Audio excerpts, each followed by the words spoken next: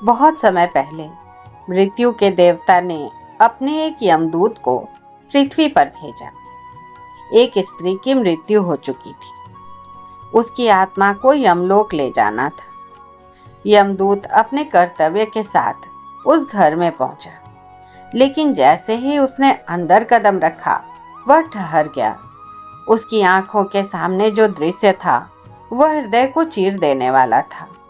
एक ओर उस स्त्री का निर्जीव शरीर पड़ा था और उसके पास 3 नन्ही जुड़वा बच्चियां। एक बच्ची अभी भी अपनी मृत मां के स्तन से लगी हुई थी, जैसे उसे अभी भी उम्मीद हो कि मां उठ जाएगी। दूसरी बच्ची जोर जोर से रो रही थी। उसकी पुकार जैसे आकाश को चीर रही थी। और तीसरी बच्ची रोते रोते थककर सो गई थी। उसके आंसू उसकी आंखों में ही सूख गए थे। घर में कोई नहीं था। पति पहले ही मर चुका था। ना कोई रिश्तेदार, ना कोई सहारा। तीनों बच्चियां इस संसार में बिल्कुल अकेली थी। यह दृश्य देखकर यमदूत का हृदय द्रवित हो गया। उसके भीतर एक गहरा प्रश्न उठा। अगर मैं इस स्त्री की आत्मा ले गया तो इन मासूम बच्चियों का क्या होगा? उसका मन कर्तव्य और करुणा के बीच डोलने लगा और अंततः उसने अपने कर्तव्य को रोक दिया। वह खाली हाथ यमलोक लौट गया। यमराज ने उसे देखा और पूछा, आत्मा कहाँ है? यमदूत ने विनम्रता से सारी बातें बताई और कहा, प्रभु, उन बच्चियों को देखकर मेरा हृदय पिघल गया। क्या उस स्त्री को कुछ और समय नहीं दिया जा सकता? यमराज की दृष्टि गहरी हो गई। उन्होंने कहा, तुम अपने आप को उस परम सत्ता से भी अधिक समझदार मान बैठे हो, जिसकी इच्छा से जीवन और मृत्यु घटित होते हैं। यही तुम्हारी पहली भूल है। फिर उन्होंने एक अमूल्य ज्ञान दिया। दूसरों की मूर्खता पर तो हर कोई हंसता है, वहाँ अहंकार हंसता है। लेकिन जब मनुष्य अपनी ही मूर्खता पर हंसता है तब उसका अहंकार टूटता है, और वही सच्चा ज्ञान है। जाओ, पृथ्वी पर जाओ, और जब तक तुम अपनी ही मूर्खता पर 3 बार नहीं हंसोगे तब तक वापस नहीं लौट सकोगे।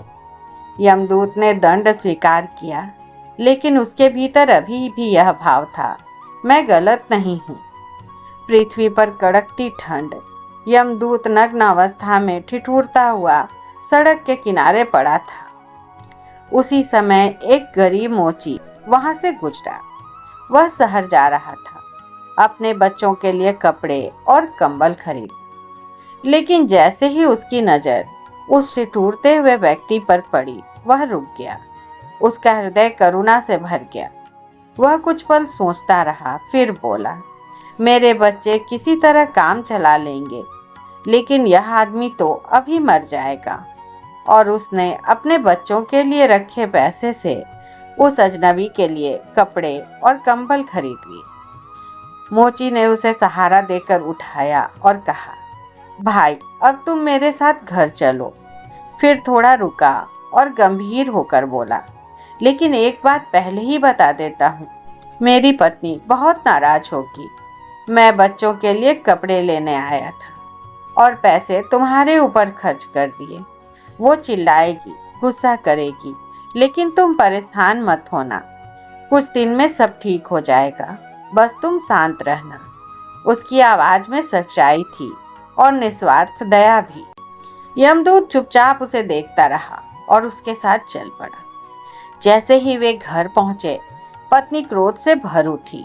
ये कौन है और बच्चों के कपड़े कहाँ हैं? वह बार बार चिल्ला रही थी। उसे केवल यह दिखाई दे रहा था कि पैसे चले गए। तभी यमदूत हंस पड़ा, पहली बार, क्योंकि उसी क्षण उसे अपनी मूर्खता का पहला बोध हुआ। उसने अपने मन में सोचा, यह स्त्री नहीं जानती कि इसके घर कौन आया है। यह केवल इतना देख रही है कि उसका नुकसान हुआ है, लेकिन उसे यह नहीं पता कि उसके घर एक देवदूत आया है, जिसके आने से बहुत जल्द यह घर धन, धान्य, सुख और समृद्धि से भर जाएगा। यह जो अभी खोया हुआ दिख रहा है, वह उस आने वाले अनंत सुख के सामने कुछ भी नहीं है। और उसी क्षण यमदूत को यह भी समझ आया, मैं भी तो वही कर रहा था। मैं भी अपनी सीमित समझ के आधार पर निर्णय ले रहा था। मुझे भी कहाँ पता था कि आगे क्या होने वाला है। यही उसकी पहली हंसी थी, अपनी ही मूर्खता पर। दिन बीतते गए। यमदूत ने जूते बनाना सीख लिया, लेकिन उसके हाथ में जैसे दिव्यता थी। उसके बनाए जूते इतने सुंदर और मजबूत होते थे कि उसकी ख्याति दूर दूर तक फैल गई। धीरे धीरे मोची की किस्मत बदलने लगी, गरीबी हटने लगी, घर में धन आने लगा। कुछ ही महीने में वह साधारण मोची एक समृद्ध व्यक्ति बन गया। एक दिन सम्राट का आदमी आया। उसने कहा कि यह चमड़ा बहुत ही कीमती है, आसानी से मिलता नहीं है, कोई भूल चूक नहीं करना। जूते ठीक इसी तरह के बनने हैं, और ध्यान रखना जूते बनाने हैं, स्लीपर नहीं, क्योंकि यह प्रदेश ऐसा है जहाँ कोई व्यक्ति मर जाता है तब उसको स्लीपर पहनाकर मरघट तक ले जाते हैं। मोची ने भी देवदूत को कहा, स्लीपर मत बना देना, जूते बनाने हैं। स्पष्ट आज्ञा है और चमड़ा इतना ही है। अगर गड़बड़ हो गई तो हम मुसीबत में फंस जाएंगे।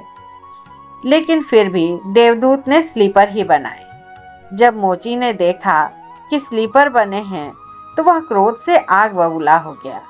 वह लकड़ी उठाकर उसको मारने को तैयार हो गया कि तू हमारी फांसी लगवा देगा, और तुझे बार बार कहा था स्लीपर नहीं बनाने हैं, फिर भी स्लीपर किस लिए।